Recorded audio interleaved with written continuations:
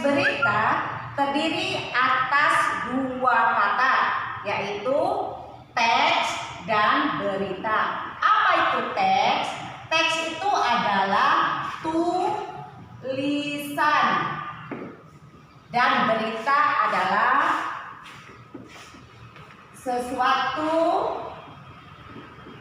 yang sedang terjadi atau peristiwa yang sedang terjadi. Nah, dengan kesimpulannya dapatlah kita buat sebuah pengertian bahwa teks berita adalah teks yang berisi informasi atau kejadian tentang yang telah atau sedang terjadi dan disajikan melalui media cetak maupun media elektronik. Apa itu media cetak? Media cetak berupa koran, majalah, dan lain-lain. Dan apa itu media elektronik? Media elektronik itu berupa radio, televisi, internet, dan lain-lain. Nah, anak-anak, teks berita itu mempunyai ciri-ciri.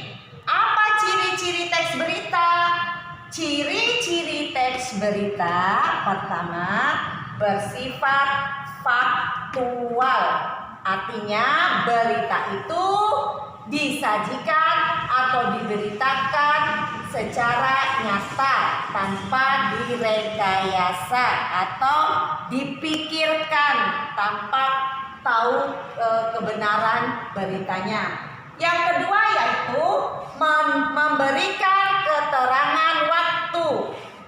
Dalam sebuah berita yang ditulis harus ada keterangan waktu.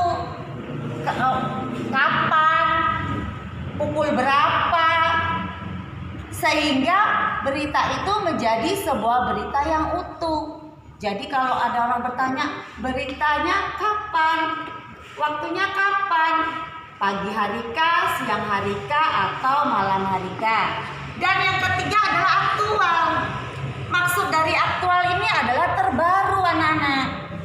Jadi berita itu berita yang masih hangat dibicarakan. Kalau sudah sampai 1 atau 2 minggu berarti beritanya bukan baru lagi tetapi sudah basi istilahnya, ya.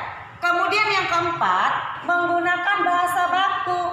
Mengapa berita menggunakan bahasa baku? Karena berita itu ditulis berdasarkan ilmiah nyata, ya. Bahasa baku itu apa? Bahasa yang disempurnakan sesuai dengan ejaan yang disempurnakan. Misalkan kata enggak seharusnya tidak. Nah, itulah menggunakan bahasa baku. Kemudian yang kelima, bersifat objektif. Apa itu objektif? Objektif itu sesuai dengan isi beritanya. Jadi tidak boleh mengada-ngada. Sebuah berita itu harus objektif karena apa? Karena orang jadi tertarik. Kalau tidak objektif, nanti orang jadi malas, beritanya tidak benar. Ya, sebuah berita itu harus objektif, sesuai dan tidak direkayasa. Yang keenam, kronologis.